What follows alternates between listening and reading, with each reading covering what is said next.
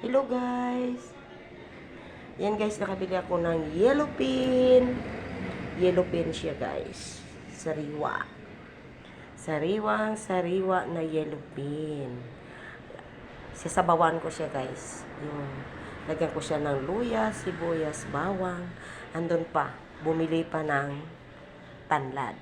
Kaya, lalagyan din natin siya ng tanlad.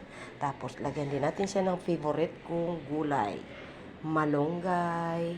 Ayan, kakapitas lang guys. Kakapitas lang ng ating malunggay. Ayan guys. Iluluto na natin. Magpakulo na tayo ng tubig. At pagkulo, ilagay na natin to ang ating kamatis, sibuyas, luya at pagdating ng tanlad. Let's go guys! Ayan na guys. Kumukulo-kulo na at siya ay luto na. Wait lang. Wait lang.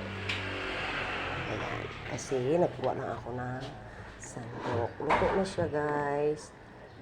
Yummy yummy. At pwede na natin ilagay ang aking malunggay. Ayan siya guys. Ilagay na natin ang ating malunggay.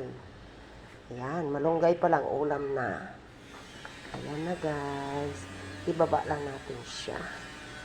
Para maging pantay ang pagluto niya. Ayan na guys. Gusto ko ito iubos ang malunggay kasi sayang naman. At ito ay masarap na gulay.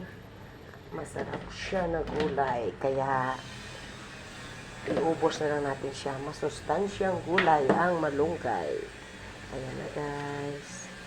Ayan. Thank you guys. Prepare natin ang langisa at tayo ay kakain na. Thank you very much. Thank you for watching.